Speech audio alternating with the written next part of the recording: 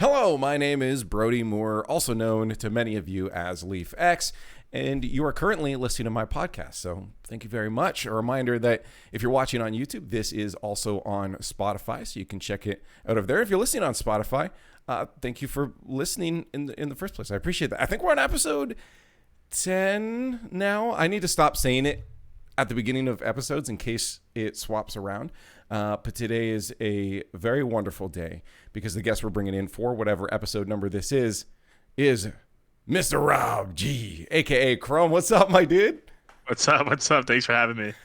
No, thank you for being on the show today because first off the bat, everyone in the comments better be saying this. I'm going to put a poll up with the only option of happy birthday, and you better click it because it's Mr. Rob G's birthday today, I heard. Happy birthday. Thank you. Only 30 years old, you know. Only not too old, right? It was funny because right before I hit record, I said to Mr. Chrome over here, I said, "Oh man, I'm rushing around. I'm not having to get. It's one of those days where things are just not kind of lining right. I got coffee beans all over the floor. Still haven't cleaned those up downstairs. I missed. I was pouring them into the grinder. My hair just won't sit where I want it to. It's small things, but it's indicative of the way the day's gonna go. And then you're like, yeah, I'm not having. I'm having one of those days too. It's my birthday and I'm 30, and I'm like, oh, you one up me, man. Like, isn't your birthday supposed to be exciting? It's like, for me, no. I hate my birthday. So interesting. Have you always hit it? Because I do not like my birthday. I generally get. Now I forget it even happens, but I generally got relatively depressed on my birthdays. Yeah, I mean, yeah. I'm the same way. Yeah. Because when I look at other people doing things at certain age brackets, and I'm like, damn, I kind of missed out on that. I'm kind of jealous, you know. Damn, old. I'm really old now. Shit. Like, oh my God. And I look in the mirror, I'm like, geez, I'm old. No, here's the thing. Gray hairs.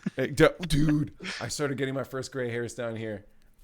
I'm so sorry. I think it's just from my genetics, because my dad's side of the family's Cuban, and for some reason they get like silver hair like really early on. Okay. So I have like silver strands of hair throughout my hair. Hey, dude, here's the thing though. Sucks. No, here's the thing though.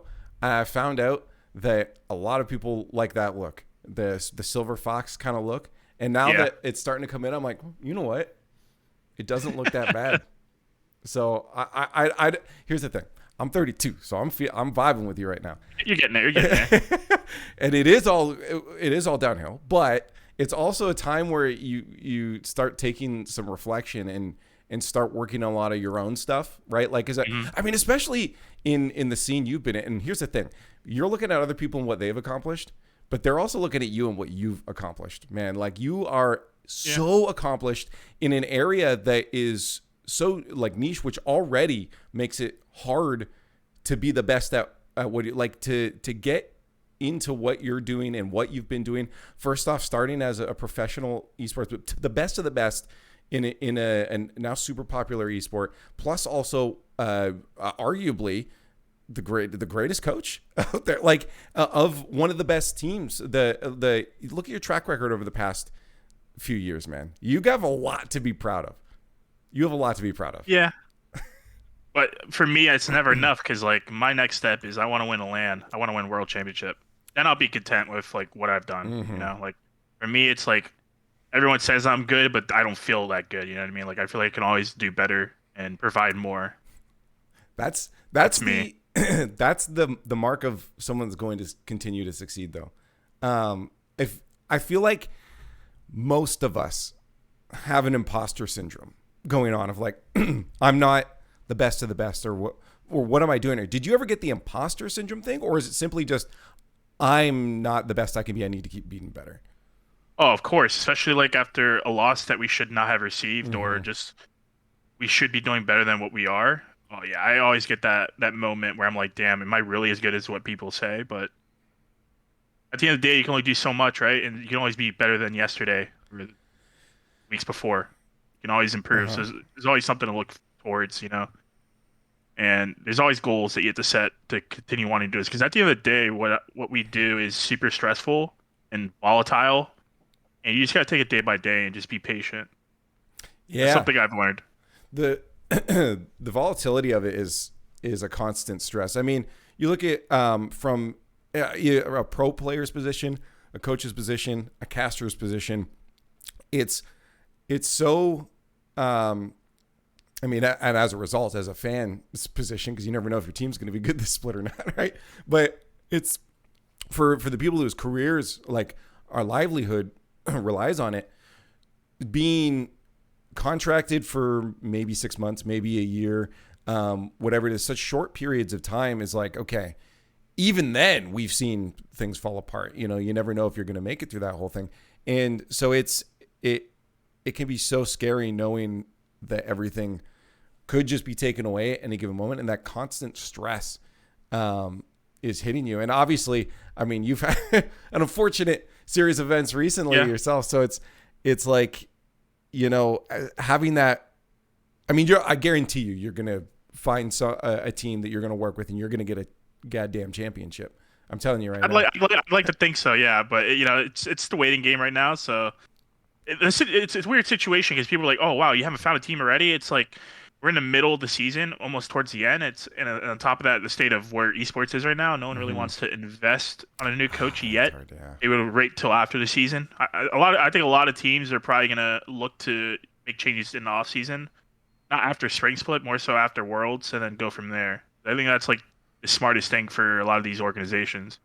So yeah, going back to the volatility though, it's not even just about like playing and performance. It's about like out of nowhere your organization could just like say, hey, we can't afford to pay you guys anymore, you're gone. You know what I mean? Like, in terms of you guys are gonna have to be free agents. That sucks, man. You could just lose your job at any single whim of the day, you know. It sucks. Okay, I want to bring this up. So I brought this up, and I'm probably going to bring it up in future episodes too. So anybody that's been listening to all the episodes, first off, thank you, but secondly, you're going to hear this question a lot because it's so many different potential answers can happen in terms of just esports.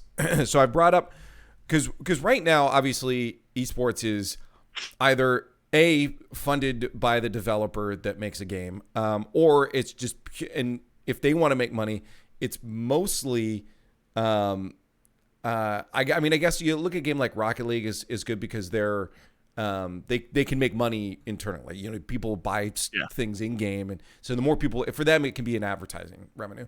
But in general, for orgs, for instance, is what's their revenue model? It's advertise. I mean, any money that they do make that's coming in is generally advertising money or just right now capital. But like, there's no ROI, right? Like, there's no product. I've mentioned before, 100 Thieves are at least making, you know, an energy drink or something now, right? There's a product that could be sold that maybe becomes its own thing.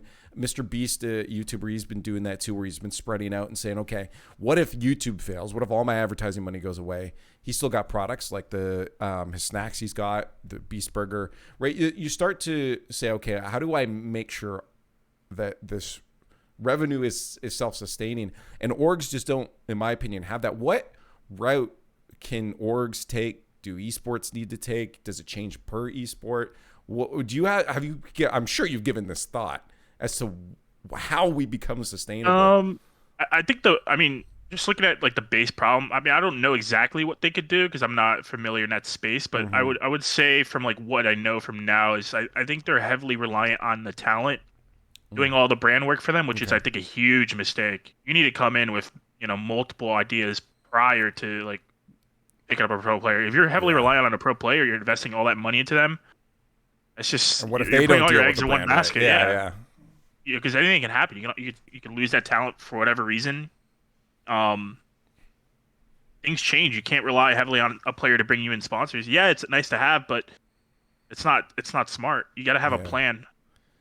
Always have a backup plan. Do you have like if you were coming into esports, what would you like? Do you even think the idea of an org coming in sponsoring a team and then like that method is even right? Like, because we've seen a few different attempts at things, whether it's open circuits that Valve does with any of their esports, or like they don't do it, but they let people do that, so it turns into an open circuit run by third party production companies. Do you do it in the way where it's like an open tournament like Rocket League? Do you do it in a way that is franchised like traditional sports, or like we've seen with OWL and that? What or is there another method? Like, have you even given any thought, or are you just like, nah, that's out of my hands, Steven, try to figure out?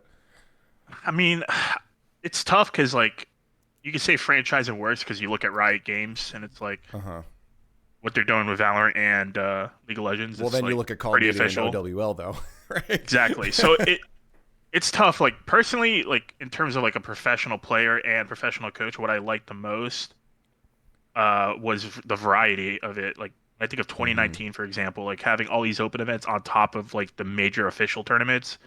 I think that's just it's invigorating for anyone that works in the scene, knowing Yeah. that we could practice and then immediately go to an event and try to do our best and win it all. And if we lose, we go back to the drawing board and then understand Yeah. there's going to be another event. We don't have to get too crazy like Counter Strike or like even Dota where they have like a tournament every week and they have to travel to it.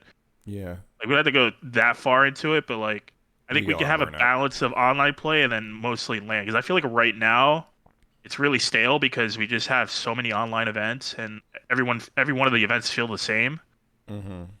And they all lead up into a major where everyone wants to be. And if you're having one major with like what 16 teams, so many people are missing out on that Yeah. opportunity. Yeah. It's tough because like it also raises the prestige of it, I suppose, right? And the hard thing with an open thing, I guess, is you like if you go full out like what Valve does, just let them run a bunch of open stuff. It's all circuit. Is at least there's invitationals in the RLCS, right? It's like, okay, at least there's at least one guaranteed if you've been Yeah. doing well. But I wonder if that increases the volatility of an org's stance. If an org looks at a scene and says, okay, well, if I franchise, I can guarantee exposure. And then if you start going the other way, do you feel like it's great for the players because you get more chances then to, be at an event. But do you think that maybe increases volatility for the org and like they're wanting to not? Well, I mean, you could say that's probably why a lot of the bigger name orgs aren't jumping in because you want to get all the good players and the good teams, and Yeah. everything's pretty much gate kept to Uh-huh. the top. So like, it's not worth investing in younger talent, which sucks. Like those young kids, you want them to Yeah. continue to play to get to that next level, but it's just not feasible for a lot of these orgs to like invest in because they get what one or two regionals if they're lucky. Is Yeah. their third regional Mm-hmm. is invitational because you have to be top 8 in points or something like that. I don't know Yeah. exact wording on it, but that's kind of tough. Like think about you get two events and then you have what 3 to 4 months off in If you don't between. make a major, yeah. Yeah, and then after spring split, Worlds is in what August. You have that whole off season. That sucks, man. And then you can't really have a name to prove yourself. That's why I do like the open events, just because you get to see new players rise to the occasion. Yeah. It's happened before. Yeah. I mean, I look at Astro as a prime example. He went to all these DreamHacks. When I was working with Energy, I'm like, we played against Astro. I was like, damn, this guy's the truth. Yeah. And then lo and behold, he got picked up by Dignitas for that next season and made a name for himself. Well, I mean, yeah, you've seen it a few times too. I mean, you even look at the story of recently of Yeah. Moist and stuff too, right? Like it's just it definitely happens. But again, it's also like it also those teams didn't get picked up before, right? Like they're not supported by any orgs before, and yeah, it's just so Yeah. hard to figure out. Like it's Look at Muffin Men back in Yeah. 2018. mm-hmm. I don't even think they were picked up by Cloud9. I think they were in the middle of talks with them, but they didn't even make the season. Remember, they missed out on the qualifier, didn't get to play in RLCS, and then they go into the first event for DreamHack and win it. And just stomp. Yep. It's a crazy story. Like that stuff could happen to this day. I mean, I think Queso, before they became Moist, was a prime example. Like people are like touting them to be like the next big dogs, but they didn't like really do well in their online season. But like before the LAN, they decided like, hey, we're the best in the world now. Like, oh, okay. Then they brought that into the next season and destroyed. Well, on the topic of Queso Moist too, because we've seen that more like where I think XQC is talking about doing it too, where you're getting orgs that are topped by an actual like an influencer, someone that already has an established brand. Do you think we're going to see a lot more of that? Because it seems to be the better way to go. Like it's, for instance, say relatively speaking, compared to XQC and them, you and I are much less known. If we went to start an org, little traction, but not much, we're basically having to just build a brand from the ground up over the next few years, right? And that's a lot of work. Whereas someone like Charlie's already got the brand, and just has got a built-in fan base already. Do you feel like maybe that's the route orgs need to go to be able to be sustainable? Because again, you mentioned like the volatility even with the orgs right now. Like we're in a bubble. We're probably going to see pop.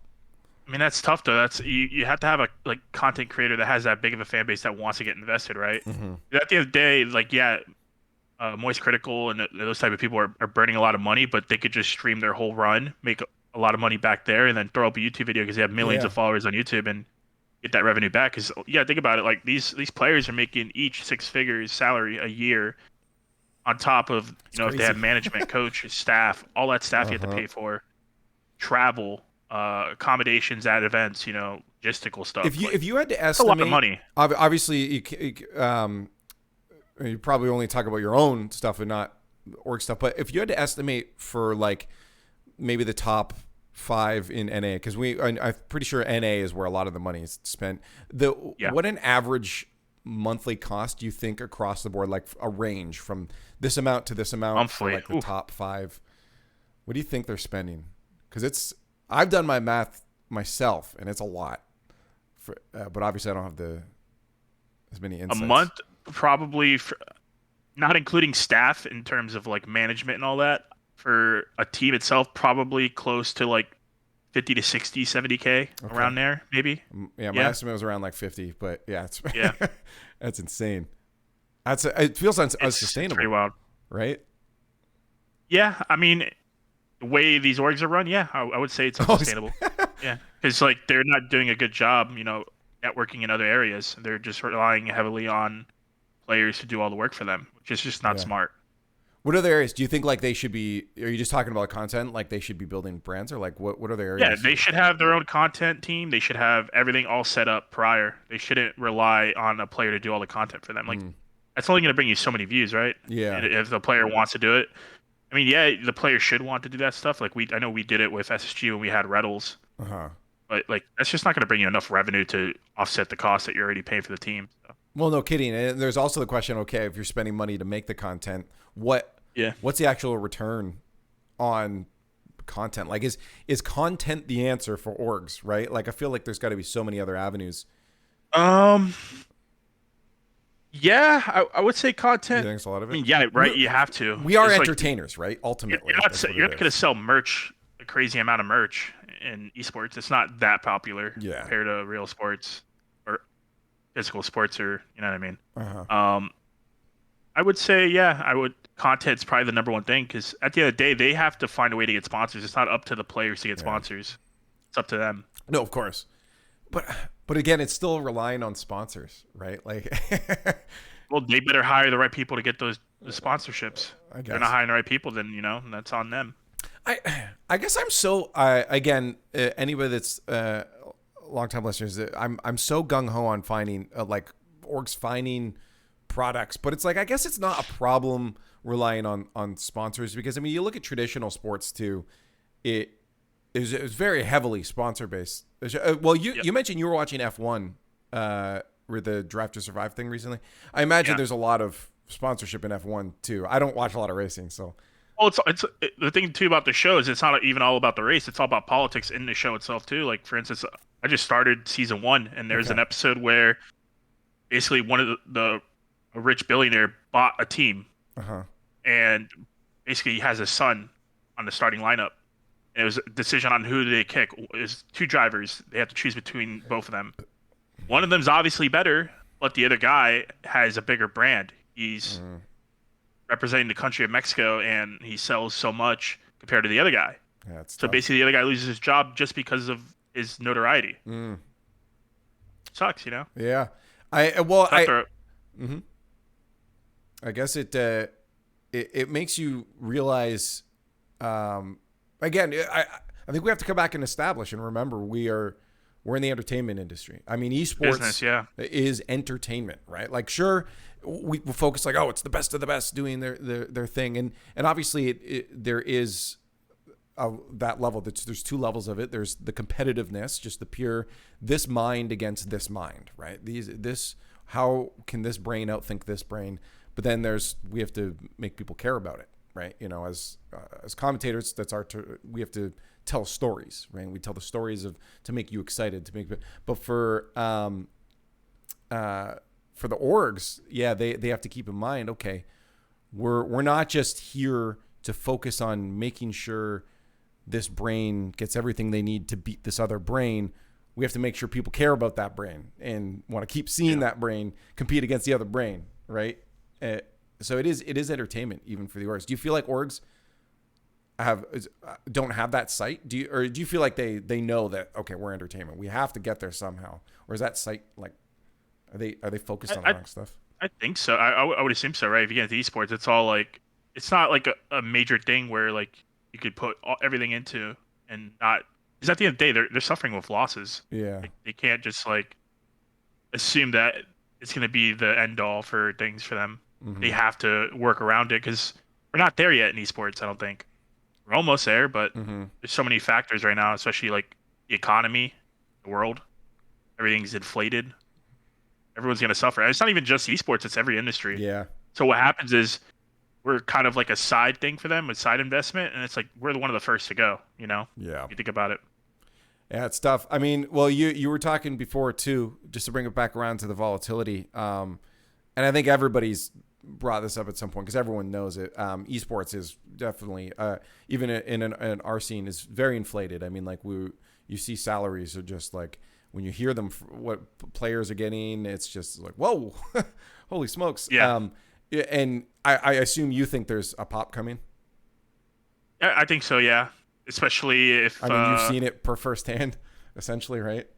I haven't seen it yet. It's, if anything, it would start now. Yeah.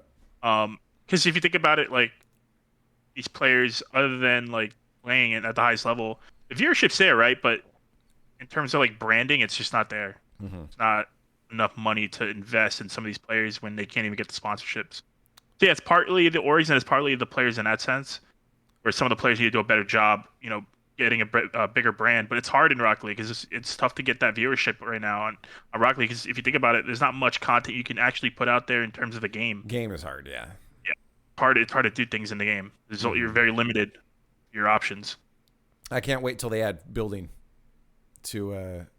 Okay. I think Rocket League would be bigger in the sense of if they managed to build the game into Unreal Engine 5 and release the second version of the game. Yeah. I think I don't have any insider info, but that's what I think is happening. But I mean, it seems like that's the focus. Yeah, because if you think about like what they're putting out a bunch of Battle Pass skins, which is easy to do for a lot of these companies to make money, and then they're releasing a new map. So like, where's the rest of the team doing? You know what I mean? Yeah. That's just the graphics team. That's just the artists. Like what are the engineers doing? They're not constantly looking to maintain the engine that they're working on right now. I mean, yeah, but I don't think that's like the main goal for them. They're obviously doing something. I mean, we did hear. I think it was Corey Davis way back in the day said that the game is he was surprised it ran. It was based off spaghetti code. So maybe they're constantly having to cook back there. No, I mean, it seems to be the focus, right? Obviously, even from themselves, they said that's the focus. But yeah. We don't know yet, but I mean, it seems to be where it's going. But in terms of, I had one more question on the just the esports side of things. The with the pop, what kind of percentage do you think we're seeing a cut? Like when it comes to spending, I guess from orgs on the teams. If we're looking at 50 to 60 to 70,000 a month, what percentage cut do you think that's going to be spending drop that players are probably going to see as well? Like, do you think all players' salaries are going to be dropped? Yeah, I would think so. Because I mean, if you think about it, a lot of these smaller tier teams and that are not even like the top 4 or top 8, they're getting paid. I want to say $30,000 a month. Okay, yeah, that's nothing. Whatever. This is nothing. 20 to 30 grand. It's like, really? Like, these guys are making a lot of money. Yeah, it's absurd. That's insane. Because I think everyone knows that it's up there, but like what exactly it's around is like, I think people don't realize how much it is. Yeah, some of these bubble teams, I mean, they're making like 10 to 20 grand. Like, that's actually pretty good for like not even like being a top team. Pretty good. That's that's really good. And that's all because the orgs want to get in. These like I said, these are the inexperienced orgs Yeah. which is what you're seeing now fall out. They're Hmm. trying to get in, so they're willing to spend that upfront cost doing their research on like what players are picking up. They're investing all that money. Without a Like plan. Yeah. yeah, I can understand if like you're a content creator, like an apparently Jack or like an Arsenal. I think if anything, those type of players can maintain the salaries they're making, but That's fair because they everyone have else, something to provide, yeah, right? you'd probably see a 20% drop off, maybe. Okay. That's what I'm thinking at least. Well, I mean, I'm sure they already have been, but players starts put some stuff into the savings. I think Yeah. everybody's going to see it. I mean, well, again, uh, not to bring it up again on your birthday, but I mean, like you're feeling those cuts. I mean, yourself, right? I mean, that's got to be Yeah, stressful. that's the thing with me too. Like I'm all in for Rock League right now, so Hmm. I was making a hefty amount of money, and now I'm making zero. So You can just turn like that. thankfully, I got money in the bank, and Yeah. just go from here and see where the future holds for me. Well, here's a question because this is, I also was mentioning this before. So for us, we're over 30 now. You know, we're like, Yeah. oh my god, you start just overthinking a lot. You're like, what do I do? I used I'd say the past year. So I started maybe about 2 years ago, but like I used the past year really to start focusing on myself and trying to build products that I can invest my time into, be happy with, and maybe make a side income off of it is, but it's more passion than anything. This podcast, I have my Star Citizen channel. I have another gaming channel I started as well. I'm just trying to make stuff that's my own because I feel like this is going to be a big couple, probably right now for you for the next few weeks, even a big reflective period for you. Have you already Yeah. given some thought to what your trajectory is going to look like? It's tough because I don't know if like I can get a job tomorrow in an org. It's tough. Like I don't know exactly like what I The want to do. timing, Like yeah. maybe I want to toss up the stream, but it's like I don't want to stream Rocket League that much because the game is pretty boring. But I do want to. I would consider if I don't get a job doing a team stream. I think that'd be freaking fun. Like that'd be awesome. I know I see Hmm. you guys enjoy that a lot. They're super fun. Yeah, You can get I would one doing. consider doing something like that. Um, but no, I didn't really ever really consider like stuff like that because I'm really heavily invested in my job when I have it. Uh-huh. I'm all in on that because I want to be the best. So everything else gets pushed to the side, which Yeah, sucks. yeah. Like social life, outside projects, like it's hard to invest in that time because you Yeah. want to put all your time into something that you want to be the best at. Hmm. So that's what sucks for me. Um, so going forward, I mean it's hard. I'm not used to this, right? I'm not used to be like, damn, I got to think about what else I could do in the meantime. Yeah, it is a different when you finally have that room to think. It's almost scary because you're like It's the hardest thing. It's it's the hardest thing in the overwhelming, world. right? Is I go years, multiple years without ever being in this situation. And Yeah. it's like it's only happened like 2 to 3 times in your life most of the time, right? Uh huh. So it's tough, man. Yeah. I all right. Well, if in the comments, if you have any ideas for what Chrome should be doing next, is he going to be a Yeah, please give professional? me some ideas. Is he going to be a professional busker? He's going to be on the streets juggling at the carnival. Give us some ideas. But what would you? Because this is the hard thing, and I think you should poll your audience too, because obviously, as an entertainer, Yeah. we have to give. I mean, you indirectly are that too. Sure, your focus was the competitive aspect. Make the brains the best, operate the best they can against each other. Make these players perform the best they can. Yep. But ultimately, that's entertainment too, right? So you're in the industry. So I think polling your audience might be worthwhile. Saying, hey, what is it from me you would like to see? Because I guarantee you're going to get the people that will watch or consume the thing you put out if that's what they want to see from you, right? That's tough though. I don't think Rocket League's big enough for that content side, especially for someone who's kind of like not even a player. Unless you're like a top player, you can rake in like all the views. Like if you're an Abjack, you could throw out any video. True. And you're gonna be pulling in a lot of views. YouTube's For a me, hard one.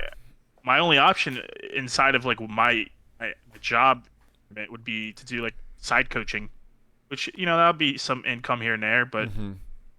you know it's not something that's like, damn, I really want to do that. It's awesome. Like that to me, that's not enjoyable. To me, like Yeah. team building for me is, and then competing against other teams is what makes it enjoying for me. That's why I never really did like all those coaching sites or did coaching on the side myself. Fair. Because like Yeah. for me, when it comes to coaching individuals, it's like, dude, you just got to play the game or you just suck. A lot of times, because Rocket League is a very mechanics based game. A lot of the Uh-huh. situations, like, yeah, I could tell you how to think about the situation, but if you can't even hit the damn ball, like, what's the point? Yeah. You It's got the same thing give with me me. Like, training packs. I What? know it's the same thing with me when I play ranked. Like, I know what I need to do, but it's like I can't do it because I suck at the game itself. Like, I don't have the mechanics anymore, or I haven't learned the new mechanics, so I'm limited to what I can do. So, like, Mm-hmm. that's what I would tell someone. I That's why I think all that coaching stuff's a sham. It's all for me, at least. I think it is. Yeah, fair. Hey, I yeah, I've it depends what level too, because if you're, especially if you're brand new to the game, I've had people come to streams and be like, "What should I do? I'm gold 3," and I'm like, "You need to just play more, man." Like at this point, there's nothing. Dude, that's why those coaches get into the coaching the diamond players and the gold players. Be like, oh, I'm gonna teach you how to air dribble. Oh, pay $100 an hour or however. I don't know the rates Yeah, honestly, but like, because it's an easy market yeah. to abuse, and it's like I'm not that type of person. I never been money hungry.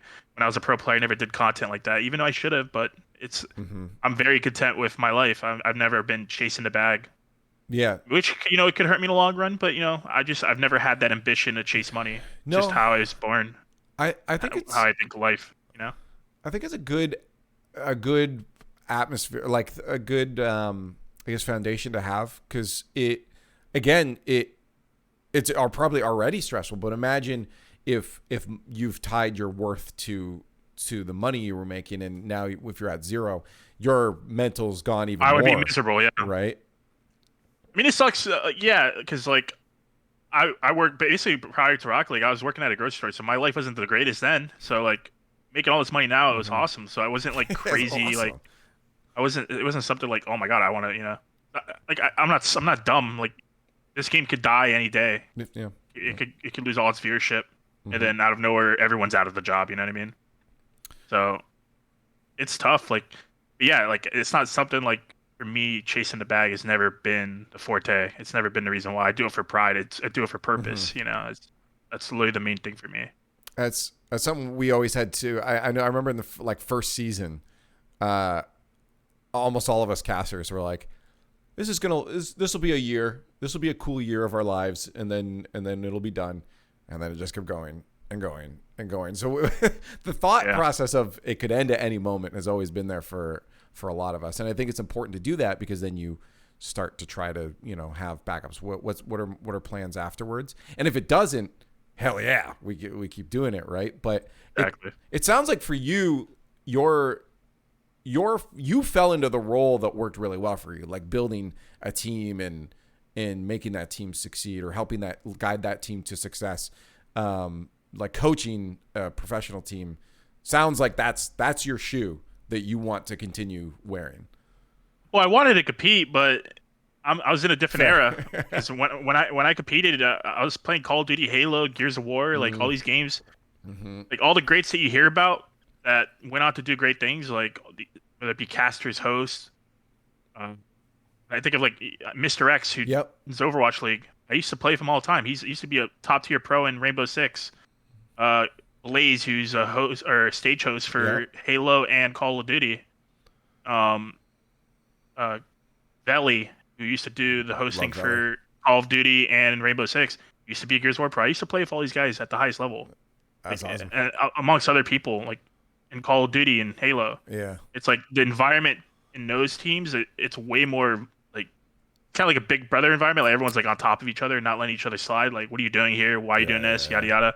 Like, there's a lot of accountability. Whereas nowadays in esports, there's so much money in the scene, and everyone's so young that everyone's like, don't really care that much. So it's a lot harder to work with when you're a player. Yeah.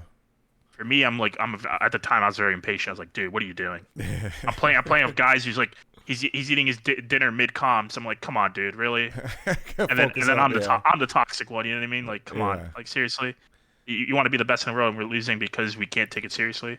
It's it. So it's easier for me as a coach because I'm setting these guys straight, but I'm not the one playing, so they can't be like, oh my god, but you're doing this. Why are you doing this? Like you never hold yourself accountable in that situation. Yeah. It's like I'm the peanut gallery, so it works out.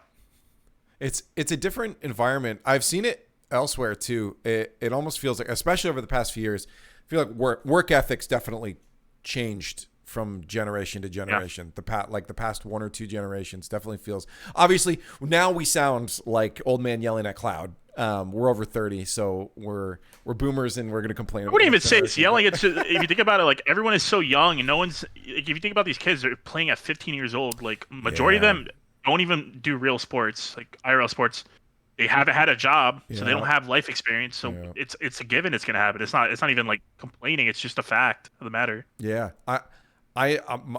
my dad made me start working when as soon as I legally could. 14, I was working, and I feel like there's a lot of this is going to sound this is going to sound like a business meeting at a like a CEO. Let me throw out synergistic words here. Teamwork, though, cooperation, like working in a team environment. I feel like face to face with people is so much different than trying to work in a team environment when you're online and you don't actually. Oh, online is tougher, man. Yeah. And when I think of a lot of our success as a team and all our previous iterations is when we boot camped. Because we've always been in shambles online because it's just immaturity at the end of the day. Yeah. And I think of like when I worked with Energy as well. Like we never boot camped. It was just all online. And that team wasn't really immature. It's like there's a few moments between certain players, but when it comes to when everyone's in person, you sit next to them. You're like, damn, what are you doing? Are you playing another game? All right, nice. We're playing the LAN. You have to look at someone in the face, and it's like you want to grind because you're in person. You want to put in that effort because you're there for a reason. Yeah. It's like the thing with a lot of people, like where they like get out of school and they have all this free time. It's like they get depressed because they don't know what they want to do. All that time that they have. It's the same thing. It's the an in-person environment is a lot of the accountability. It feels like there's that social pressure to the people are relying on you a little bit more when you're face to face. On that topic, though, I mean, this is something I've been worrying about personally. I love the fact that we get extremely talented young people. These kids are having their lives changed, but you worry about the impact it can have on mental sometimes.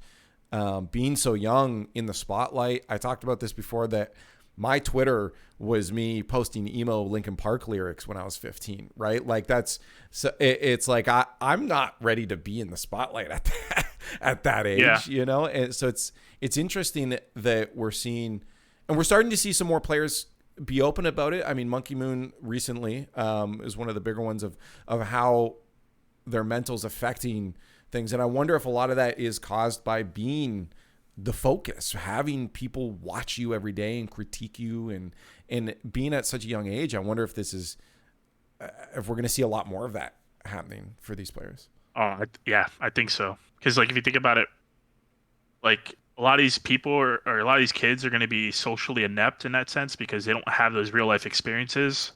They don't go out. They don't have all these enjoyment, social life and stuff like that. Like when I think of Monkey Moon is a prime example. That dude's been on the top of the leaderboards, top of his game for many years, even before he was in RLCS. He's putting in 110 hours, 120 hours into the game.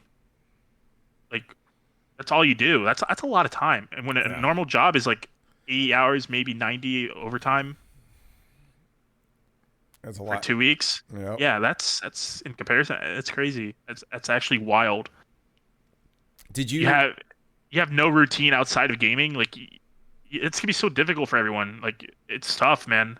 I think of these kids. I think they're gonna have a hard time after Rocket League or just gaming in general. Like, they gotta build skills.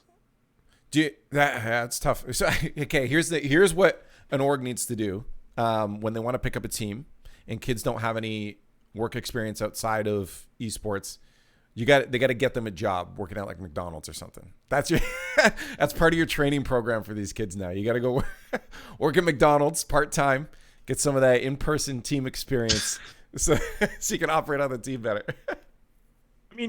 Or just, even giving them media training, showing them processes within the org, showing them what, they can get involved in is like, that's a really big thing too. If you want your players to invest in themselves, you got to invest in them more, like it's just how it is. These kids are young. Oh, tell them to build a brand. Like, come on, if you think about it, if I'm at 15, you tell me I have to build a brand, like, I don't know what that that's not what means. I care about. You also don't know what does that mean as a kid, right?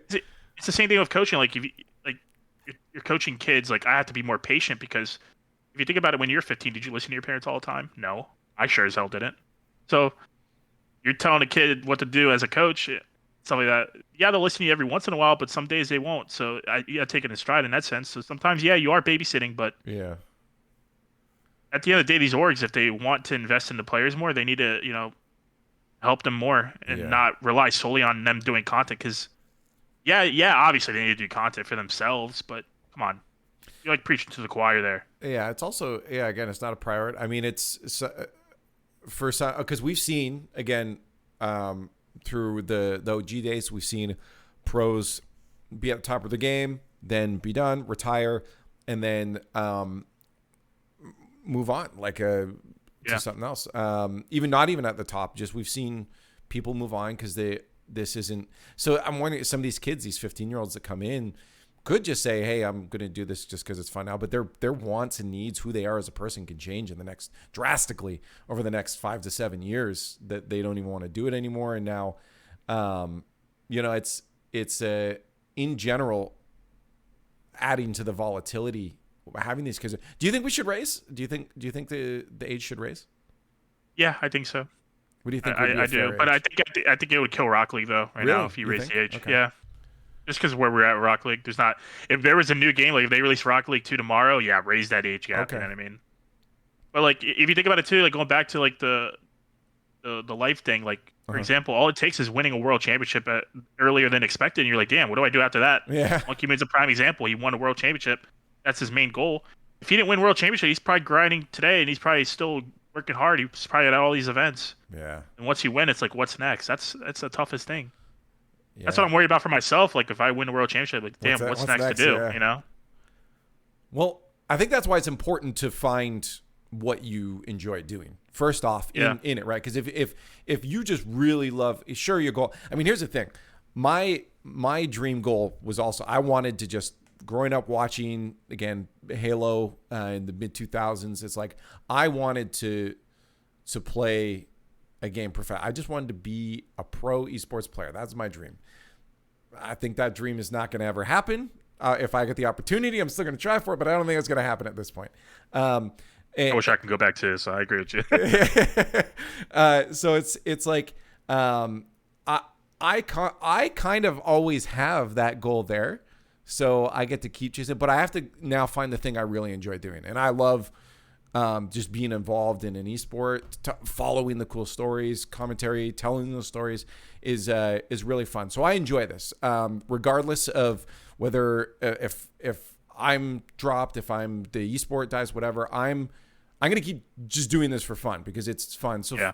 I think that's important. And then again, for you, I think you'll still have that drive because if you really enjoy coaching, you enjoy building teams, I think you'll continue to either do that, even like getting a world championship will be incredible. Like you'll feel relieved, but I think you'll still have if you're enjoying this, you'll probably still have the drive to keep doing this afterwards, I imagine. Yeah, I mean, I do enjoy doing it. Yeah, it's extremely stressful, but Yeah. the payoff is worth it for me. Mm-hmm. Like I feel like I have purpose in life. You know what I mean? Like and the thing is, I don't even like strictly follow Rocket League. I follow other esports. Like Mm-hmm. like if Rocket League were to die, I would try to get in another esport and Fair. try to build up a team there. Yep. Because like I follow other esports heavily. I follow what other top teams are doing in other esports to help add to my game, what I could do True. better as a Oh, coach, yeah. and what my team could be doing better.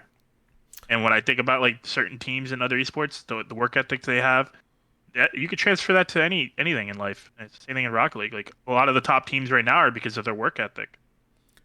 How do you feel about cross training players in another game to try to keep the mind fresh? Because I've seen that before, where like a Smash player would also practice League of Legends to try to understand.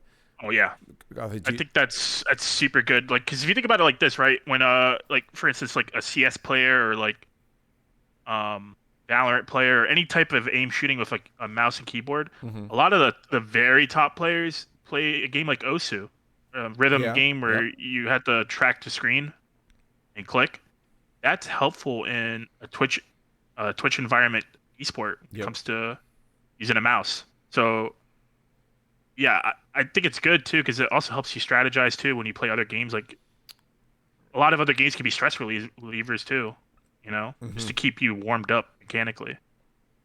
Yeah, I've always loved it too, just for the freshness of it as well. Yeah. I think keeping, because I imagine like even on recent like with SSG, like I imagined there had to have been player burnout at points there, Oh, of right? course, yeah. I mean, at the end of the day, right? Other games are there for the mental.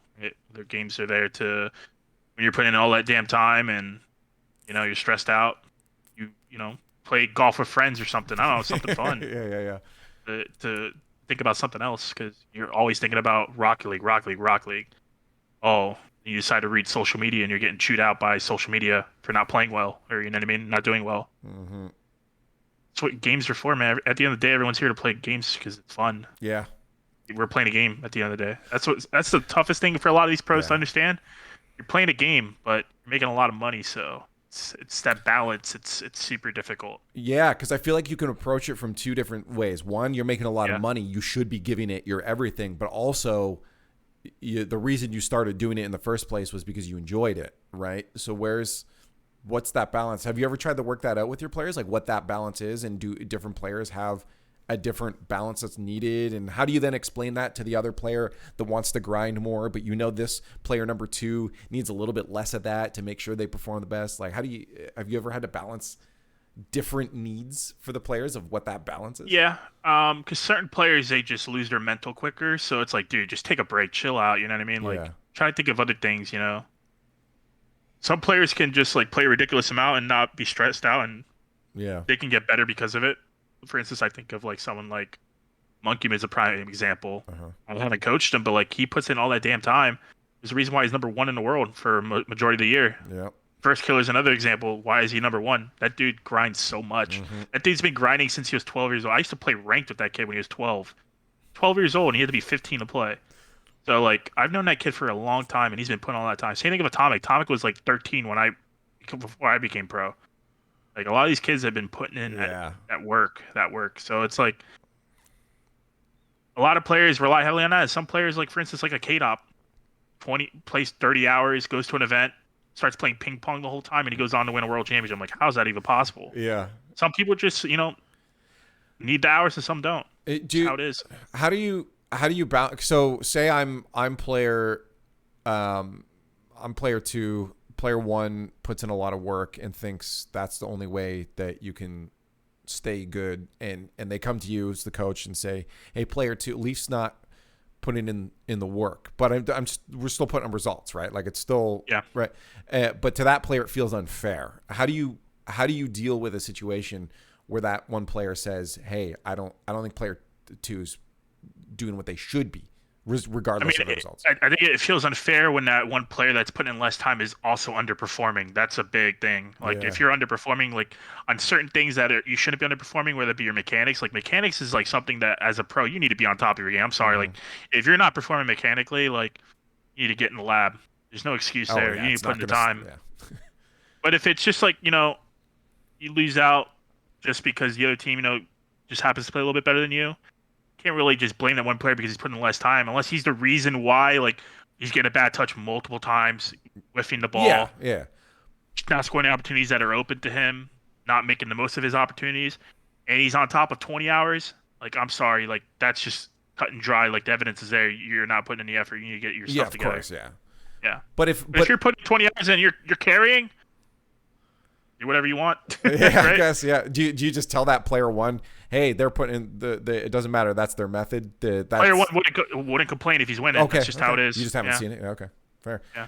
I was just thinking of a hypothetical to put you through the ringer here as a coach and see I mean, how'd you deal look with at it. the history. The history's there. I mean, I've always been strictly about like work ethic, put in Hmm. the time. Like I've always been like, dude, get at least 80 Hmm. hours in 2 weeks, and if you're feeling it, put in 100. I mean, that's hard. That's really hard to do.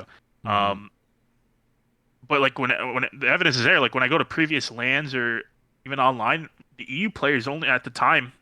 Now it's different, obviously, but before it was like they're putting in like 30 to 50 hours in 2 weeks. these guys are not putting any time. Yeah, But it's what happened was the land event would come around and then they would put the time in. So then they would play catch up, and then that catch up would allow them to be feeling fresh, whereas the other players are putting in 80 hours all the time. non-stop. Yeah. Yeah. So you're basically the good players are teaching the bad players how to play again. That's why boot camps are so good. Yeah. I it's really tough because you've seen other players. Maybe it catches up. I mean, I'm pretty sure, without obviously knowing everything behind the scenes, that was kind of the result with Turbo. But Turbo felt like, from the sounds of it, wasn't putting in as much grind, but still producing results. And Yeah. it's really then tough to go to a player that's still producing results and say, hey, you have to put more time in if they're still producing results. Yeah. I mean, at the end of the day, the online era ruined a lot of professionals. I mean, Turbo's a Okay. prime example. Like, he didn't put in the time like some of these kids are, man. These kids are putting in a ridiculous amount of time. Yeah. And Turbo's the type of player where he was so smart. Like, he knows where to be, he knows what to do in certain situations, he Yeah. knows how to facilitate his teammates, he knows how to be clutch in the moments. Mm-hmm. But everyone is so good now defensively, and they're smarter now. Like, eventually kids learn. Eventually these guys learn. Some are slow, some are fast. Turbo was a fast learner.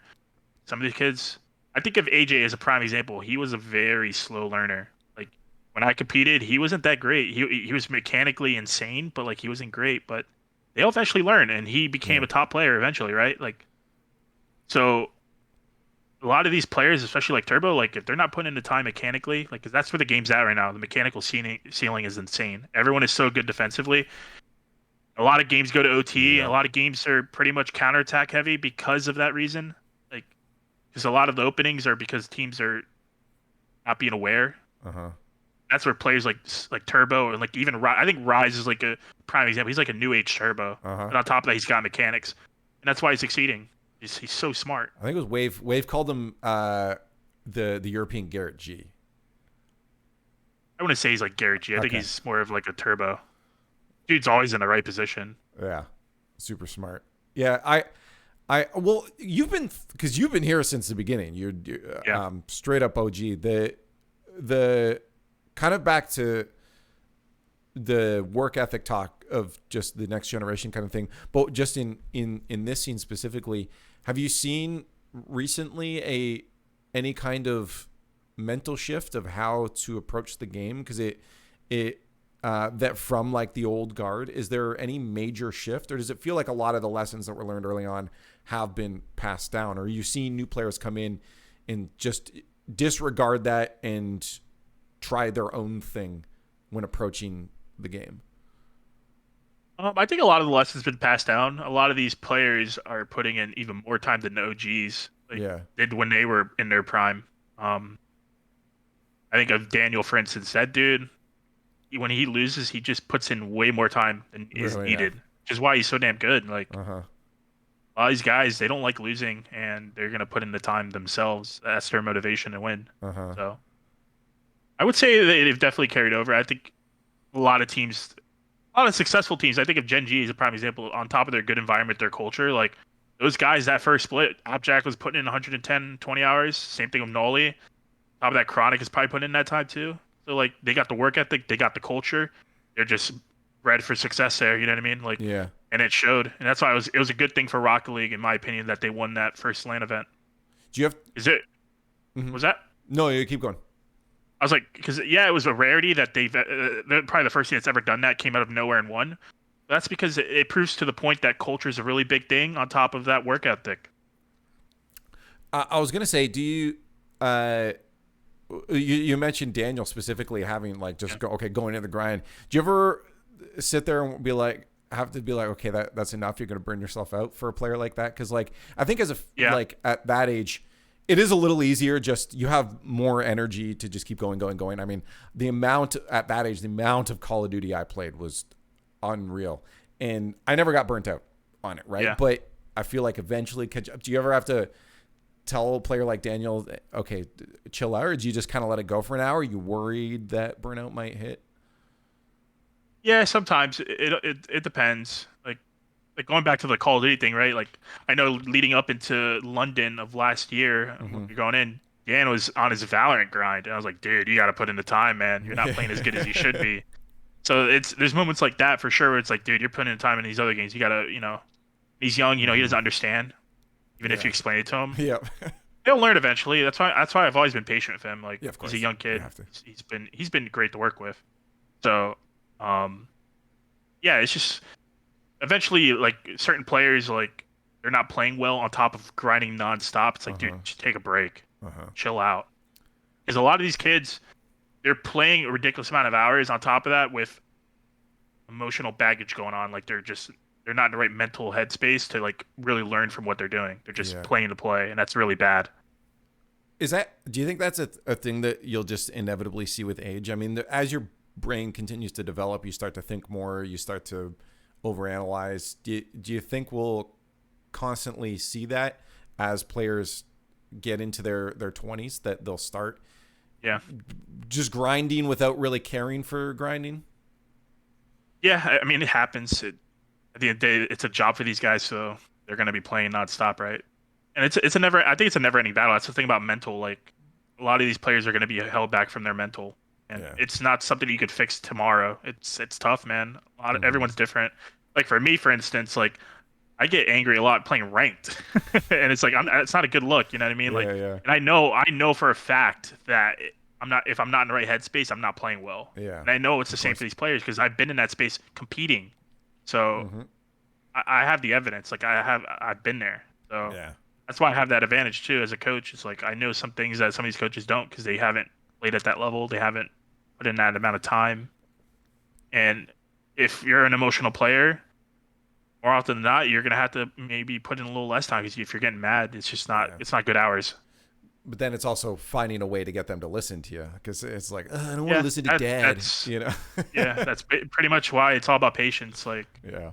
yeah, I come off as a dad all the time, but it's about consistency for me. Like, if I say something, I gotta keep saying it. If I Mm-hmm. say it once, then it gets forgotten tomorrow or the next week or you know what I mean? Like, so for me, it's also just like making my key points and just pounding Yeah. on them, making them not stop. Do you So it's like muscle memory in their brain. do you feel like there's a level of, like, say someone is a really good teacher, a really good coach, but they're not really known in the scene? Do you feel like it's going to be harder for them to have players listen to them? Like, if do you think there's a level of respect that's required, or just time in the scene that's required for players to really take a coach seriously? Or do you feel like players are pretty good at just listening to actual good advice? It depends on the person, but the people I've worked with, people I've talked to, majority of them prefer a professional player because they have that experience in Yeah, the space itself. you can look at it and be like, It's I hard to respect how you it's got hard here. as a young kid, or I think it's because it's an age factor too. It's hard to listen to someone who one doesn't know about the game, doesn't know how to improve in the game Fair. Yeah. strategically, what to improve on, the little intricacies to look at that makes a player have a flaw. It's hard. It's just an ego thing, right? Yeah. These kids are young; their egos that are all time high. It's like you can Yeah. only respect people that your peers. You can only respect your peers at the end of the day. Yeah. Yeah. I'm just curious, because it's like, it's almost human nature for someone to, if someone came up and told you, hey, you should do this instead, but you have no idea who they are. Even if they're right, it's difficult for you to listen to them for some reason. Like to put yourself in a position of like, no, this stranger actually knows what they're talking about. Yeah. Is like, that's mental work for yourself. You have to do to listen to that. It's all about what the environment calls for, right? Because at the end of the day, like, there's no right or wrong coaching method. I mean, there technically is a wrong coaching method, but there's no right coaching Yeah. method. And there are coaches who win that do far less than some other coaches, and that's just how it is. Because sometimes certain teams call for certain things at that moment, True. and you don't need to do everything under the sun on top Yeah. of what you're doing that's already working, right? It's also about innovating like different ways on how to coach. Mm-hmm. I, So, I'm yeah. I'm curious about if there's anything that, like, throughout the years, because I'm sure you've tried a lot of new things and new methods, even for yourself, just to get your routine. Is there anything from these past? Well, how many years in the esport are we now? 6, almost Dude, 7. we started in 2016, so Yeah, April 2016. 7 years. Jesus. Almost 7 years. Yeah, that's crazy. Holy crap, dude. We're on the better half of a decade now. That's insane. I know. um, I started at 23 and I'm 30 now, so. that blows my mind. I was 25, 32 now. The math adds up. That's crazy to think, man. How has it been that long? Stop it. What? And the thing is, too, a lot of these kids don't realize, like, when you get older, like, days fly by like nothing. Your Like, these years are perception flying changes. by, and I'm like, damn, 30? Yeah. I felt like 20 last week, you know? Here's the thing, and this actually helped me look at like my parents differently too, because when you're growing up, your parents are these omnipotent gods, right? They are the end all be all. When you grow up, you start to realize, okay, wait, I'm over 30 now, but I still feel mentally like I've got a lot more experience, but I still feel mentally like I'm 25 at max, right? Like I still don't really feel much different at that point. And you realize, oh God, my dad that's, whatever, 40, 50, 60, they probably also feel like they're in their 20s mentally, right? Like you start to realize, oh, okay, and you look at them a little bit different. Like these are just people that also had to learn life like me. Yeah, I mean, you can meet older folks that act like kids. It's just age is a number for a lot of these people. You know what I mean? Yeah. Some of them love to keep their youth, and it's fair. I feel like Makes life enjoyable for some people. I feel like anybody that doesn't, if you ask them and you say, how old do you feel? And they don't say they feel like, not physically, obviously we age there, but like if they don't say they feel like they're in their 20s still, I think they're lying to you and they're just trying too hard. Cause like, I mean, there's a lot of older folks that play games. Like they still feel like kids. Bro, our retirement homes are going to be so sick. It's just lamb laying in bed, right? It's just be lamb parties all day. It's going to be phenomenal. Dude, I can't imagine. Oh no. I can. It's good. Well, yeah, let's not think that far. We're 30. We're not going for retirement yet. That's a future project to invest in to make money. True. Build those retirements on with video games and all that. All right, you and me are making a deal behind the scene after the podcast. There's a business opportunity right there.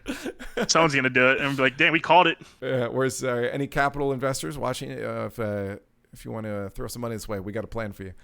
I want to ask on this too, just to, if you can, just for you, just to bring one more touch to Rocket League. So for you, obviously, you've got we talked about it and how this next little bit's gonna be some reflection for you coming off of SSG here. I mean, the tweet didn't look super. I mean, obviously, you're in a moment of finding out about something that sucks. It didn't look super like happy, I guess. Like it definitely felt like you're a little frustrated. Is this just like with the situation in general then? Or was it just with orgs in general, with the SSG? Like what was the vibe behind, that kind of announcement tweet of, hey, I'm not with them anymore? I mean, prior to the tweet, I knew like 2 weeks prior, but it's just like the whole, like everything, just thinking about it, it sucks, man. Like that wasn't according to plan. It wasn't what I wanted. It's not, you know what I mean? Like I didn't want to leave the team. I didn't want all these things to happen, but it's just like, there's only so much I could do. Like I tried everything under the sun. It's not like I didn't do my job or, you know what I mean? Mm-hmm. Like I didn't, it's everything I tried. It just wasn't working. Or the things I wanted, the plans that I wanted for the team, or didn't line up with it. Really? Okay. So I felt kind of exiled in that sense. Everything I wanted to do just didn't work out.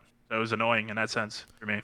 This just kind of felt like there were too many pieces that weren't maybe fitting in from your vision. Yeah, exactly. It's exactly what it was. Yeah. And a lot of frustrations with the team, the organization. So it was just a lot of built up, just tension from that. Yeah, that's tough too, because over the past bit we've been talking, it's very clear that you come in with a good work ethic and you want success, right? You want to see it. So when it's not happening, that's immediately frustrating, and then being let go, it's like that's doubly frustrating to then like, it's not even like you're leaving being like, yeah, okay, I built something good and now I can move on to the next project. It's like, oh, I didn't even get to do what I wanted to do there, right? It sucks too, because like going back to the whole work ethic thing, like for instance, inside scoop of the team, like we would have these talks as a team, like real good talks, like damn, we're all vibing, we're on the same page, like oh, we want to do this and that, and then come the next day, everything goes out the window. So we're Really? like back, we're going one step up and then back down the ladder again. You're So on. we're kind of stagnating, and that's exactly what happens. And as a coach, you see these things because I've been doing it for so long, Yeah. and you can foresee the future. For me, I know a lot of these roster changes are gonna happen prior because some of these kids act a little ridiculous, and that's just how it is. Yeah. And sometimes it's really abrasive for the environment, and sometimes it can hurt the environment. And sometimes when you try to work with someone and it no longer the things you're saying no longer works for them, Yeah. so it makes it difficult. Um, yeah, we'd have all these talks. People like social media, for instance, would be like, "Oh, they got to do this with their playstyle. Oh, they got to do this and that." Trust me, playstyle is the least of the worries for a lot of these players. Environment. I mean, yeah, that could be the excuse for the players for when they don't win. The playstyle didn't feel good to them. A lot of it is the preparation, right? If you prepare and practice to play a certain playstyle, you don't ever have to question it. Yeah. You know what I mean? And then it just comes to those micro adjustments, adaptations, which, like, at the end of the day, like, you look at a team like Carmi Corp or even G2 in their prior success, they all play one playstyle. It's not like they all play one way. They just make micro adjustments. Yeah. It's not Yeah, like yeah, you don't need to, like, completely Change have everything. a different playstyle. Yeah. Yeah. That's what these young kids don't realize and understand. You can have those arguments every once in a while. Like, I have those debates, but a lot of it's all preparation. And if you're not preparing good, you can't expect to succeed. And that's how it felt on this team.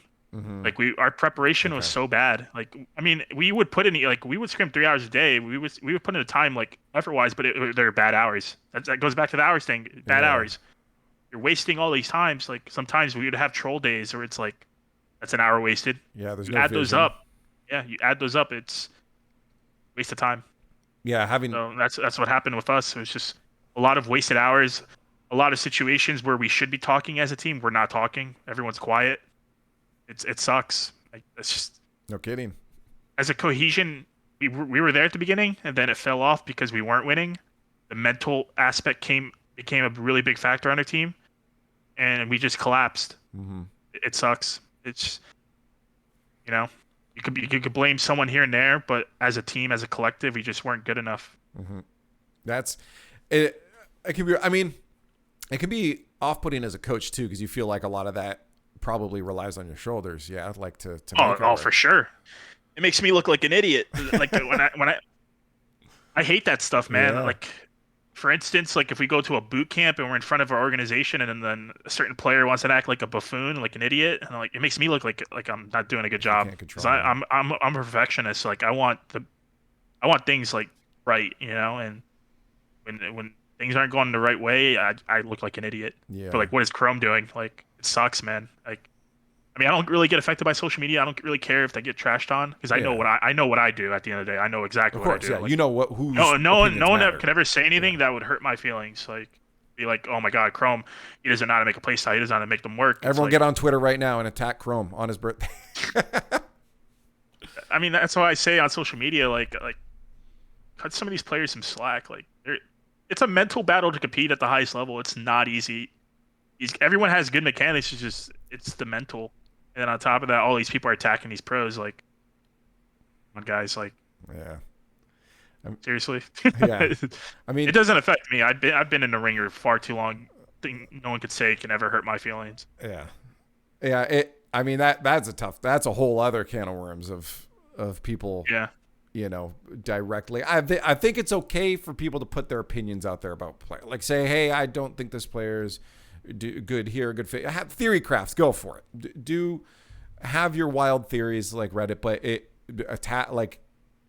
attacking kids for for not. I will performing say, at a a side note to that, just to give a little more context as well. Like, a lot of the brigading on Arsenal and Daniel when they kicked Reddles, like, yeah, like, way Reddles got kicked probably shouldn't have gone down that way. Obviously, Fair. like, Yeah, of course. there's no question there. But Yeah. like, the brigading kind of it definitely affected our team. Like, that was in our minds a lot. Just like, constant attacking, constant degrading of players.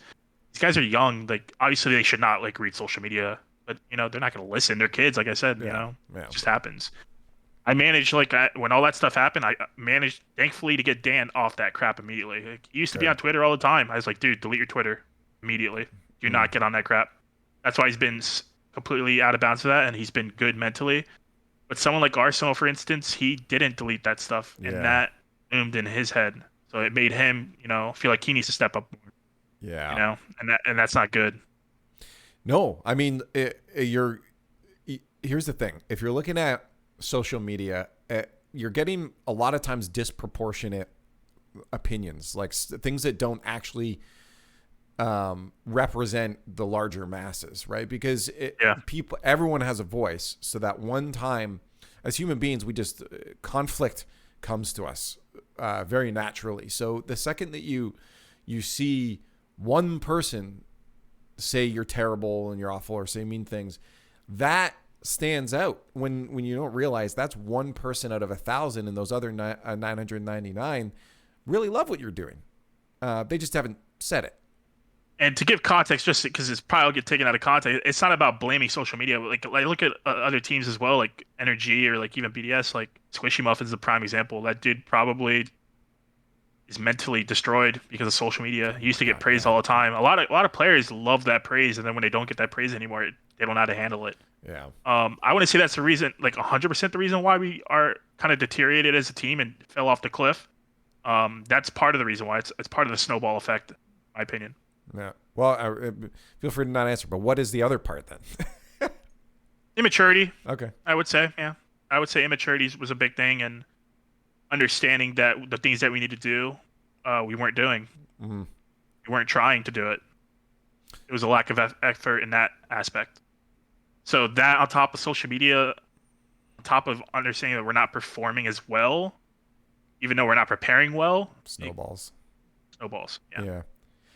Do you, at that point, what's a solution when there's so many pieces gone awry? Is like, do you just dissolve, right? Like how do you reset something that has so many pieces that aren't fitting? Just got to try everything. I mean, I've tried everything under the sun, whether it be talking to certain players or just getting to try certain things. Like you never want to jump to a roster change, because if you jump to a roster change all the time, it's just you're not really building anything. And we want to avoid roster changes as much as possible. Yeah. But sometimes when you exhaust all options, sometimes you just have to rebuild. That's where I see SSG happening right now. I think they're rebuilding, and they're going from there. I mean, if honestly, it just from the outside in, it feels like the inevitability of when there is an environment that's, again, before even that we were talking before we started recording, I was saying that one or two pieces, I feel like you can handle that, right? Like, okay, we have a problem here and a fundamental problem here. Let's slowly work on those. But if there's just too many pieces there, you almost get to the option of, again, just dissolving the entire thing and restarting seems to sometimes be the only appropriate option. And it goes back to that conversation you brought up, like, oh, this guy has 20 hours and why is he doing that, and another player's putting in the time. That's kind of what happens when you're not winning. Mm-hmm. Those conversations get brought up. The player thinks he's putting in so much damn time, and the others aren't putting in that time, and it causes rifts in the team environment. And there's only so much you can do. Once that relationship's kind of tarnished in the team environment, no coach is ever fixing that. You don't think it's retrievable, eh? I don't think it's retrievable. Wow. Because if you think of it like this, right? The splits are so short. There's not enough time for these teams to really develop. Okay. If you're having a really bad event or really bad season or split, most likely you're going to make a roster change. Yeah. If you can. If you can't, then you're just... I think Energy is a perfect example in that the aspect where they can't really make a roster change that warrants anyone getting kicked. Like, who would you get to replace someone like Garrett or Justin or Swishy? Yeah. There is no one. I think for them, the best bet is like wait to the off season and hopefully try to rebuild. Okay. But you know what I mean? Like it's tough to make changes. There's not enough talent out there, I think. Yeah, well, I mean, I heard it from we had Trey and Lion Blaze on, and both of them said too that they kind of had the same posturing towards like a team like NRG with you. They're like we don't think they need a roster change because who would you replace? Like it's like, but that as a team has to be that team. Yeah, Yeah. I agree. I agree with that. A team like that, they need a superstar player to join their team, but the problem is their stock is so low because they haven't been performing that no superstar player is going to want to join that team. It's just how it is. Yeah. Um, at the end of the day, they are the ones holding themselves back. They haven't been putting in the amount of time that some of these superstar players are, and that's their biggest problem. I think they need to put in the time. They have the good culture already. Yeah. They obviously all want to play with each other. If you all want to play with each other while not performing, then you got a good culture in there. You just got to put in more time. And the problems that they have as well, that they used to be on top of the world. They used to never suffer from all those nerves. Now that they're not performing, they have that stigma of they're not performing. Uh-huh. They used to be on top. Now when you get in those high pressure situations, they're going to get even incredibly more nervous, which is what happens. They're not clutching up those overtime games. They're getting reverse swept now, like things you never see before for these. That's a new crossroad for them that they have to deal with. So it's tough, man. Yeah. Esports is not fun yeah, sometimes. That's tough. It feels like going forward. I mean, if teams want to build an environment that's going to have a good fundamental, you almost have to just team up with people that you don't feel you're working with. Team up with people that are maybe your friends. But then, obviously, does the player your play style fit on the field? Do you feel like it's better to start with a team that the play styles of the three players match up, or start and then work on the chemistry afterwards, or start with a team where all three players are friends and then work on the play style after? What do you think would be a good approach? It's tough, right? Because like you could be like, oh, let's put all these superstar players together and they all play their roles, but if they don't vibe well, they don't talk, they don't have that camaraderie as a team, it's only going to get you so far. I think, for example, I think of FaZe Clan prior to how they're doing now, their environment as a team sucked. I mean, at LANs, they never hung out together. That's just a given. Yeah. Like they don't spend time together. They don't talk about things together. Yeah. But they have some of the best players on Earth in NA on their team, and they're only getting fourth. Really, fourth? With that the talent on their team, on paper, it should be number one. Yeah. I'm sorry, like there's no excuse. And I'm sure they finally, after probably hundreds of talks, right, realized it after their 80th fourth place finish. Yeah. That they obviously aren't going to be able to make a roster change, so they need to get their crap together. Yeah. They have the talent. It's honestly like a really easy fix. They decided just to be mature about it, yeah. And look what happens. They're winning now, and could be a favorite to win the next LAN. Yeah, that's true. You know what? It's funny because I just let the conversations flow where they go, and a lot of times we don't end up on Rocket League talk, but it felt like there was a lot I wanted to pick your brain on now. But I want to swing things the other way now because it's your birthday. You don't need to be talking about Rocket League. Let's talk about. You're talking about my birthday either. That's fair enough. Fair enough. Well, for you, I mean, like now that you're you got some time, is there just to peek behind the scenes at Rob G? What's your day to day like? Has it changed because of your what your career path was the past 7 years now, and then 4 with the coaching? Has what you do day to day, you said you didn't have a lot of time to focus on other things. Have you been able to maintain any other hobbies or anything in that time, or has it been really difficult? It's been extremely difficult. I imagine. I would want to fit in other hobbies into my day-to-day life of coaching, but then now that I have all this free time, I don't know what to do with it. I'm having that same problem that like I brought up earlier, where it's like some of these kids graduate from school or they quit their full-time job and then they have all this free time. It's hard. I got to build a new routine, and I don't know where to start. I'm working on it. My sleep schedule's gotten worse. You fall into depression sometimes. Like I've definitely fallen into depression. It happens. Yeah. I've accepted it. It's about building a routine that you can make a habit. Mm-hmm. I'm not used to all this free time. I can go on vacation now. It's awesome, but it's like I don't have time to go on vacation, so it sucks, right? So it's like it's the hardest thing. I don't know, like taking it day by day and going from there. It's tough too, because any of the relationships that we do have, especially I think not even just in a world where people do spend more time online, but and again, for all of us, I remember having to fly out every weekend to California for the RLCS. Also before that, I was working in restaurants, and I worked a lot of weekends, and a lot of my friends realized, oh, well, it's the weekend. We don't need to ask Brody anymore to hang out with us because we know he's working. So I've lost a lot of that in-person time, like local friends. Exactly. And then especially being in the industry we're in, when we do want to hang out with friends, it's good that, you know, we can get online on Discord and play some games with each other, but it's still not exactly the same thing, right? You're still missing that in-person element. So it's something that's, as you get older, it's like, oh man, I miss the days. It's funny because at a young age, when esports wasn't a thing, or even like crazy online gaming, because like back then when I played, Xbox Live just came out when I was in my teens, and that's when online really took off.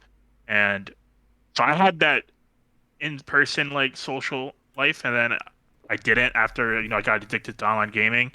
And then once, you know, I was done with school, I got a real life job, then I got that social life again. And then once I got the professional job, that social life deteriorated. Yeah. So I wasn't going out, going to parties, wasn't doing all these cool things anymore because I had to, you know, call off plans because I had to compete. I had to put in extra time. Yep. And then I lost that again. You know, I lost it again. I had it before, lost it, had it again, lost it. And then on top of that, I moved to a different state as well, like 3 years ago, almost tough. 4. So now it's completely gone. So now I have a girlfriend now. That's pretty much my only social life.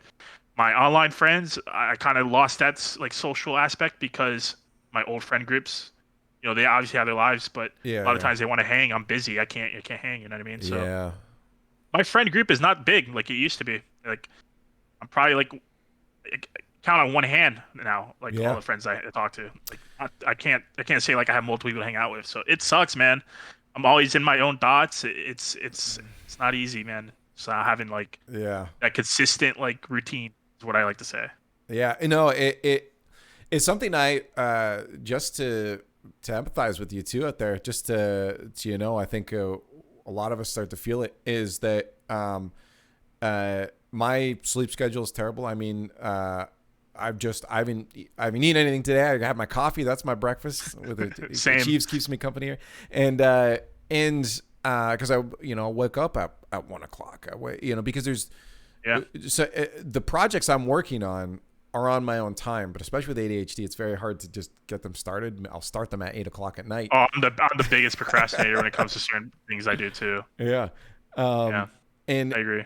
And so sometimes it could be tough if you don't have that rigid schedule, or again, local friends. My friends that I do hang out with online and play games with, I've been playing with them every day now, but one's living in Boston, one's living in the way up in the Northwest Territories across all of Canada. It's like a lot of my friends disperse, so there isn't that in-person thing either. So I just want to empathize with you. It sucks, man. Yeah. It sucks. You know, here's the plan. Sign up for in-person school, like college, like a college course or something. Now you got people in person. Make some new friends. The local 30-year-old going to college again. Yeah. Hey, you know what? I had some 18-year-old, 19-year-old kids that fair enough, don't relate to you at all. You're not really going to find anyone that you relate to. So that's the bad thing about in-person college. So. Yeah, it's true. I had to be fair, I had one. I had a couple older folks in my my programming classes in college. I think there was a 40-year-old, a 50-year-old. Yeah, I mean that makes sense. I mean, programming is not something young kids like to do, I would assume. I was 17 when I started it, so it but I feel like programming is kind of like, I don't know, a dad job or like a older person job that you can always get back into. All the teenage or early 20 programmers out there taking offense right now. Like you're not going to go to like a, you know, biological engineering class or like something along the lines, or law school class, and you're going to see a 40-year-old in there because they've already done it. You know what I mean? Like, they're already past. Or like a doctor, like you're not going to see a. Well, I don't think you'll see a doctor. Maybe I'm wrong. I just don't think it's like. I feel like that's just like you go in young and then come out. You're done. Yeah, well, I mean, because I think you got a point, because programming You can start at any time. Literally anyone right now. Programming is like reading a book. You can do that whenever. You know, Yeah. you can't just become a surgeon tomorrow. You can't become like, you know what I mean? Like, yeah, because that's also the investment. Like, because to do that, you're putting yourself hundreds of thousands in debt, right? Exactly. And that's seems when you're 30 a terrible decision to start making if you don't already have. Yeah. Exactly. Even then, it could be a bad decision to start that up. But yeah, okay, we'll skip that one. Okay, well, if you ever need, I can't guarantee I'll be good, but you ever need someone to play games with, around most of the night. Pretty much, I skipped school because I didn't know what the hell I wanted to do. That's my biggest problem. None of the things interested me. Yeah, but esports did. Esports always interested me. That's just why I'm here. That's true. When did you? You said 23 is when you started playing, right? Because that's started competing in Rocket League. Yeah, I was 23. Were you were you looking to get into esports even before Rocket League came out? Like of course, because obviously you were involved in it, right? Yeah. Like either be like Gears of War. Like, the thing is too, back then when they had MLG events, a lot of it I couldn't travel to. My parents wouldn't let me go. I was young, so I missed out on a lot of opportunities in that aspect in terms of becoming a professional player. Because I felt like I was good enough back then. I just couldn't travel because a lot of it was in person. Problem. Yeah, you had to go to MLG events and you had to pay, and it's just like there's no money back then. Prize pools for like a first place are like $10,000. Yeah, you're traveling to a different state. Yeah, that's hard. Paying hundreds of bucks to go with no guarantee of money either, because you don't have a salary, right? The prize money is your salary, and no parents gonna support that. So I would never fault my parents for that. Like that's no one's ever gonna be upset about that. You know what I mean? Yeah. Like, but yeah, esports wasn't a thing back then when I wanted to do it. So when Rocket League was in its infancy, I was like, I'm jumping on it immediately. And I was working a full-time job my first like 3 seasons of Rocket League. Oh really? While competing, yeah. What were you doing? The thing is, like, I worked at a grocery store, so like, the thing is, when I competed, I never got to put time into my mechanics. Like when I competed, I only played ranked. I didn't play free play. I didn't do the things that you're supposed to do as a professional player. So I always lacked in that department. I became the good support player. Yeah, I was able to play any role for the team that was needed, which will hurt you as a player in the long run. I think in this esport, you need to be able to do everything, and I was able to do everything in terms of like being a glue player, like just like facilitating the others, but eventually you'll fall off. And someone, I don't know, it's tough, man. Like when I think of like certain players that get put in that role, I think of like someone like Torment is a prime example. Like he always had to play second fiddle to someone. And that at the end of the day, that's gonna hurt him in the future. I'm hoping he's able to, maintain his position. Or like even like I think Squishy's kind of playing second fiddle now too. To his team, like he used to be a star player, now he's playing that support cast. A lot of these players are gonna have a rude awakening too when it comes to that. So that hurt me. Yeah. Man, it's mechanics are. And people could argue, oh, you're not as good as them, but it's like, in terms of mechanics, some of these players I'm not as good as, but when it comes to like strategy, I can hang with the best. Well, again, you said there's more than one thing of being good at something. It's not just pick this skill and now you're going to be the best. You got to learn all the skills. I've always teamed with players at the wrong times of their careers in terms of like they weren't motivated or they weren't putting that much time. And I never had the superstar talent on my team ever. I've never had that. Didn't have anyone to carry me. Damn it. It goes back to that one, like it's hella random, but like when I played Beyond the Summit tournament, when I played with Sipical and Arsenal, we played against V1. Yeah. They carried the hell out of me, and I enjoyed it, man. I was like, damn, I wish I had this as a professional player. Like, shit. Like if I could be that guy that just supports them, like, hell yeah, that's my role. And I loved it. I feel I got to play the role that I wanted. And we won. I was on like maybe like a week's worth of practice compared to these guys playing professionally. They put in way more time than me, and I didn't even play the game prior. Like once you become a coach for me, like I stopped playing the game altogether. Like really, yeah. So it's like even when I play ranked nowadays, I just get roasted by everyone. It's like, guys, I don't play the game anymore. Yeah. Of course I'm washed, you dumbasses. Like, you know what I mean? Like, come on, seriously? Like, only washed? I never got it. I was like, why do people be like washed? I'm like, what does that matter? I'm still on a successful team. Like I'm almost 1700, and these players are like, oh my god, you're terrible. Like, oh my god, how are you a pro? Like, oh gee. Yeah, they're kids, so it's like it's whatever. Oh yeah, that's when you ask them. What team are you on again? I don't respond to them anymore. No, yeah, you can't. I ignore There's them. no winning that. You don't. Yeah. You don't win that at all.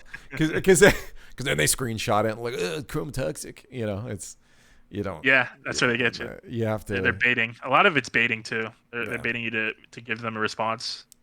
A lot of times that happens even on social media. I do what people say you shouldn't do, and I respond to people that give me hate, but in an understandable person to person way.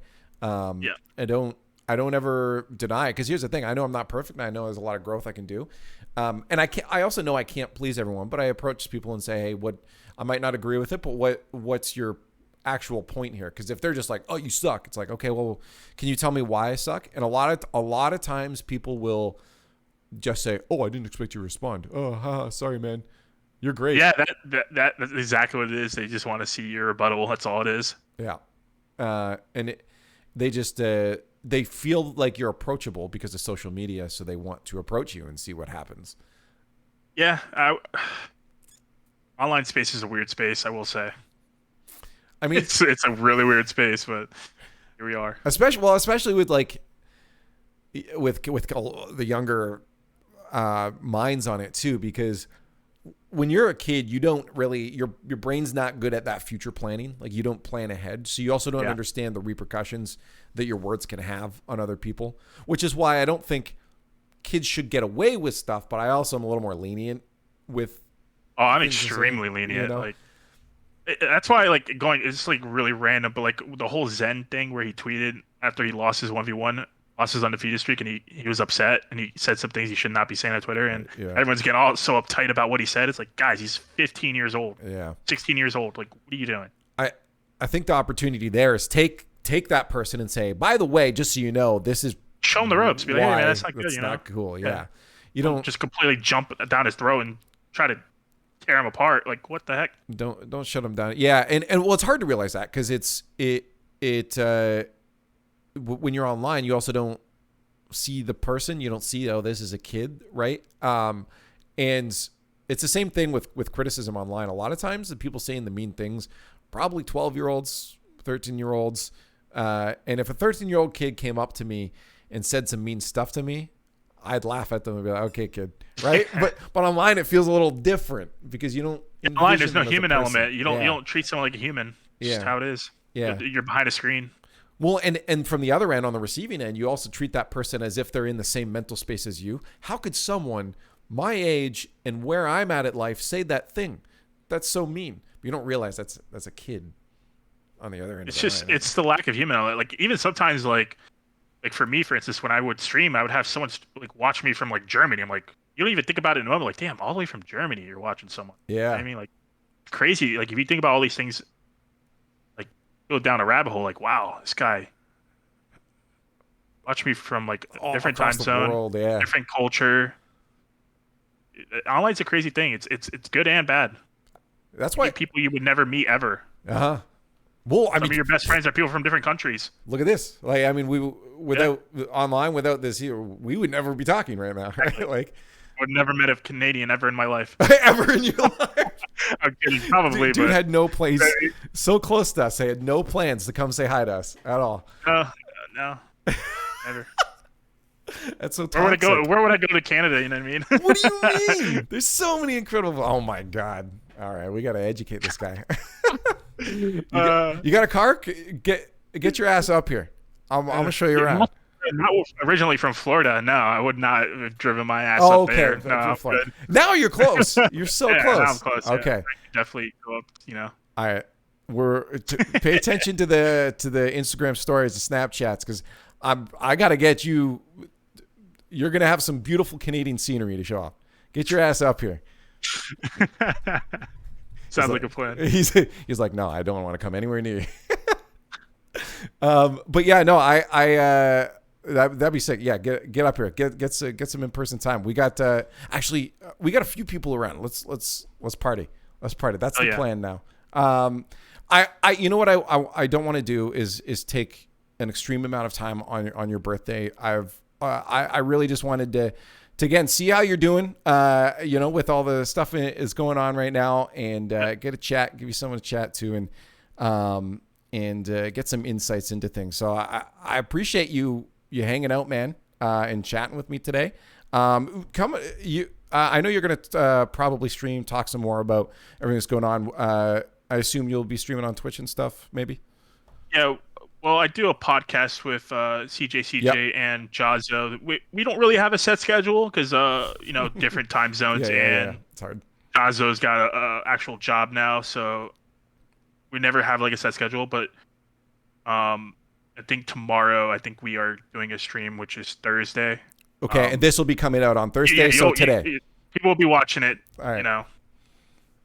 Tomorrow. Well, today for them, right? Yes, tomorrow today for us. Because we're early. Yeah. Well, I'll have the link in description. So if you guys want some more Chrome, which I know you do, if anything, tune into our Twitters. I think that's the best way to follow us, or follow me at least.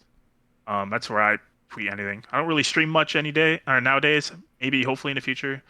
Depends, because like a lot of streaming for me is like I like to stream multiplayer games, and sometimes I don't play multiplayer games, so we're streaming. Yeah. I mean, here's the thing. If anybody watching this I can almost guarantee you 100% of this audience is already following you on all your socials. Yeah, so. But I never stream, so. Yeah, fair enough. All right, you won't be seeing me streaming. That's fair. I'll link those up, and I'll let you go. Thanks for having me. This was fun. Yeah, it was really fun. No, thanks again for hopping on and chatting. Once again, I know you don't want to think about it. Happy birthday, man. Thank you. I really do appreciate it. It's just a selfish thing. It's like I hate my birthday. I feel it. I'm with you. I don't want to be sour on your own birthday. Like, no, it's your birthday. You can do whatever the hell you want, man. You be sour if you want to be. You're right. You have jurisdiction here, okay? All right, I'm gonna get to planning Chrome's Canadian adventure. Canadian takeover. Cool. Hey, yeah. Again, thanks, man, so much for joining. It was a blast, dude. Thanks for having me. I enjoyed this a lot. Anybody, again, you want to watch more episodes on Spotify as well? I got to do all the subscribe. Hit the subscribe button, like the video, whatever. Leave a comment below. And all the subscribe buttons. Don't hit it too many times because then you'll unsubscribe. Yeah, don't do that. But anybody who's listening, I appreciate you hanging out with us today, and I hope to see you in the next episode.